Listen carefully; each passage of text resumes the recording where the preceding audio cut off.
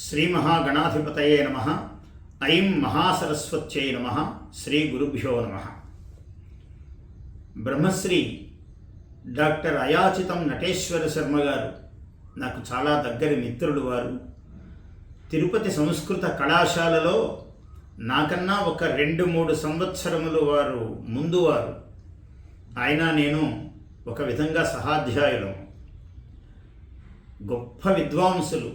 ఎంత మధుర మనస్వియో అంత గొప్ప విద్వాంసులు ఆయన అక్షర లేఖనము కూడా చాలా అందంగా ఉంటుంది. వారు సౌందర్య లహరీ సౌందర్యము అని పిహెచ్డి పట్టా పరిశోధన గ్రంథం అది ఇవాళ ఆవిష్కరింపబడుతూ ఉన్నది. జూమ్ మాధ్యమంగా, ఈ ప్రసార మాధ్యమముగా అది ఈనాడు ఆవిష్కరింపబడుతోంది. ఎక్కడ ఏ ముఖ్యమైన పని ఉన్నా అక్కడ వాలి నేనున్నాను అని తన కర్తవ్యముగా ఆ కార్యక్రమాన్ని భావించి చేసే సౌజన్య మనస్వి మన దర్శనం వెంకటరమణ శర్మ గారు. ఆయన సౌజన్యం ఇంతింతని చెప్పలేము. ఎక్కడ ఏ ముఖ్యమైన పని ఉన్నా అక్కడ ఆయన ఉంటారు. ఇక్కడ ఈ సౌందర్య లహరి సౌందర్యం అనే ఈ గ్రంథాన్ని కూడా ముద్రణ భారమును తాను వహించి అందంగా ముద్రింపించి ఇవాళ ఈ ఆవిష్కరణ సభను కూడా నడుపుతూ ఉన్నారు మన దర్శనం శర్మ గారు. అసలు ఈ ఆలోచనే ఎంత గొప్పదో చూడండి. సౌందర్య లహరీ సౌందర్యం అన్నారు. ఈ ఊహే చాలా గొప్పగా ఉంది. పిహెచ్డికి ఏ విషయాన్ని పరిశోధనకు ఎన్నుకోవాలి అంటే మరి పీజీ లాలే గారు సుప్రసిద్ధ విద్వాంసులు సంస్కృతంలో. ఆయన చాలా గొప్పవారు. నేను కూడా బాగా ఎరుగుదును ఆనాడు ఆయన్ని. ప్రమోద్ గణేష్ లాలే, ఈయన మరాఠీ పండితుడు, మహారాష్ట్ర ఆయన. ప్రమోద్ గణేష్ లాలే గారు ఈయనకు సూచన చేశారట మన అయాచితం నటేశ్వర శర్మ గారికి. అయ్యా దీని మీద చెయ్యి అని. ఎంత అందమైన సూచన అంటే ఒక విధంగా గణేశుడి అనుగ్రహం లభించినట్లు. మరి అమ్మవారిని సౌందర్య లహరి పాదాలు ముట్టుకోవాలంటే గణపతి అనుగ్రహం కావాలి. ప్రమోద్ గణేష్ లాలే గారు అలా గణపతి అనుగ్రహంలాగా మొదటి సూచన చేశారు ఆయనకి. తర్వాత ఈ పరిశోధన గ్రంథమునకు మార్గదర్శకురాలిగా, పర్యవేక్షకురాలిగా సుప్రసిద్ధ విదుషీమణి కప్పగంతుల లక్ష్మణ శాస్త్రి గారి కూతురు కప్పగంతుల కమల గారు, గొప్ప విదుషీమణి. ఆమె కూడా నా అవధానాల్లో పాల్గొన్నారు. వారు పర్యవేక్షకురాలిగా ఉన్నారు. అలాగే సహకారంలో ఇంకా చాలామంది ఉన్నారు. అందులో ఈ రంగనాథ వాచస్పతి అవధానం నాకు గురుపుత్రుడు ఆయన. నేను అవధానం చంద్రశేఖర శర్మ గారి దగ్గర కొన్నాళ్ళు విద్యాభ్యాసం చేశాను. సంస్కృతం చదువుకున్నాను. మృచ్ఛకటికము ఇటువంటివన్నీ నేను వారి దగ్గర చదువుకున్నాను.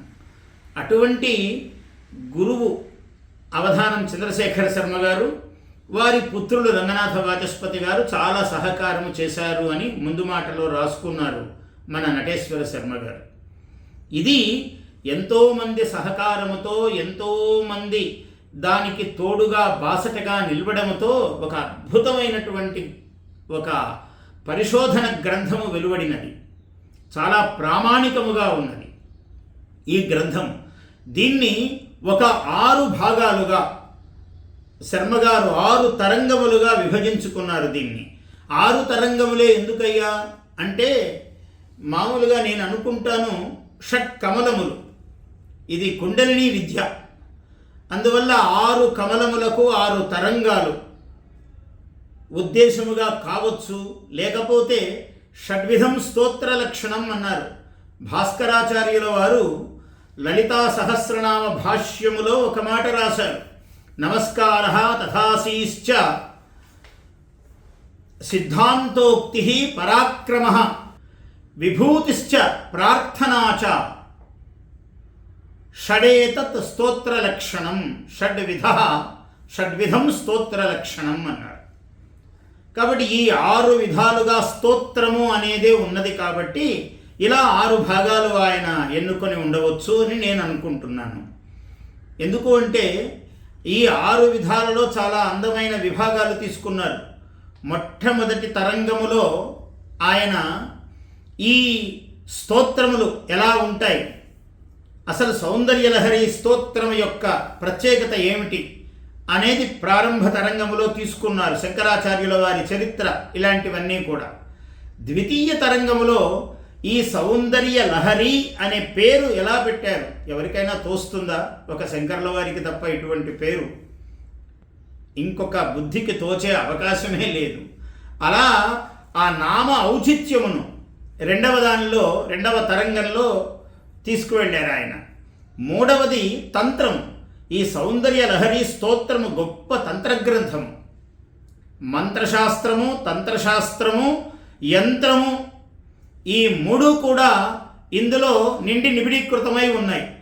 ఆ విధానాన్ని అంతా 3వ తరంగములో, 4వ తరంగము, చతుర్థ తరంగములో ఇందులో ఉన్నటువంటి భావము, రసము, అలంకారము ఇలాంటి వాటి మీద చతుర్థ తరంగము.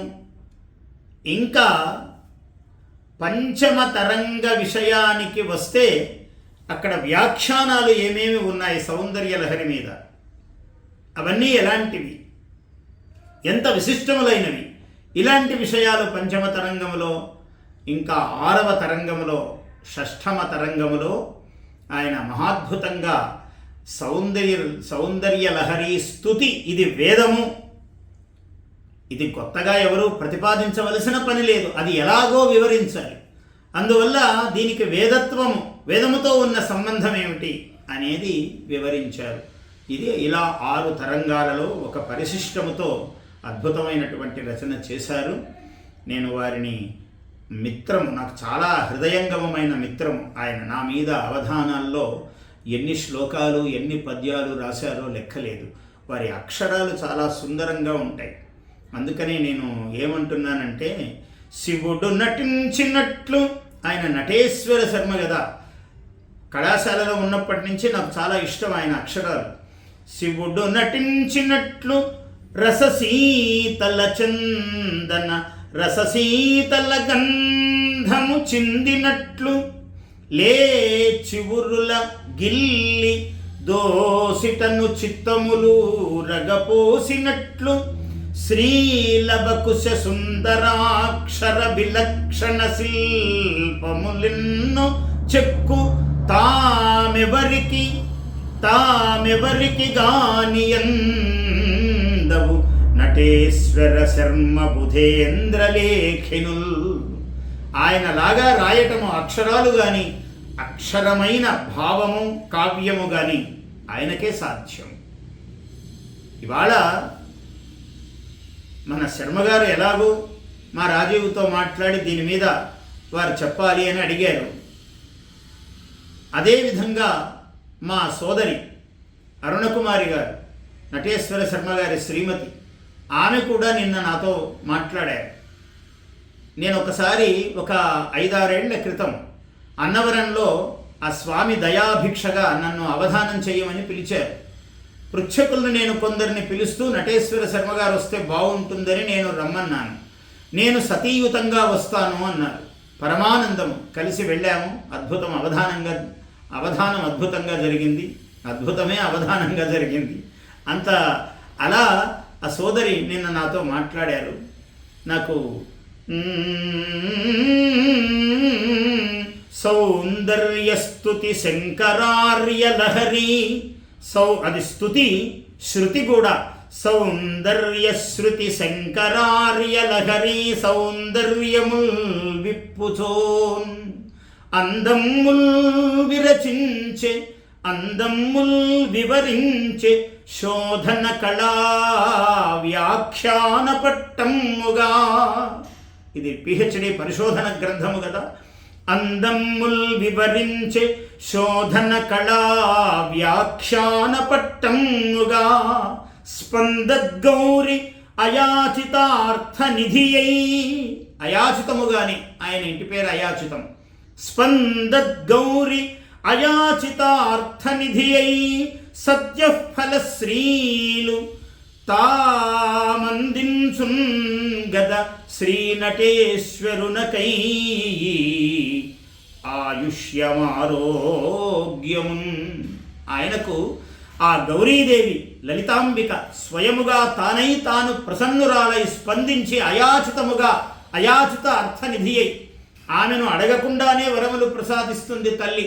ఇంకా మనం అడుగుతూనే ఉన్నాము, ఇంకా ఎన్ని వరాలు ఇవ్వాలి. అందువల్ల వారికి సత్యఫలశ్రీలుగా ఆ అమ్మవారు అందించం గదా శ్రీ నటేశ్వరునకై ఆయుష్యము ఆరోగ్యము, ఆయురారోగ్యములు వారికి ప్రసాదించి మన దర్శనం శర్మగారు మళ్ళీ ఇటువంటిది వారు కూడా స్వయంగా పాల్గొనేటట్లుగా ఒక మహాసభ మళ్ళీ నిర్వహింపబడుగాక అని ఒక ఆశంసన చేస్తూ జయోస్తు.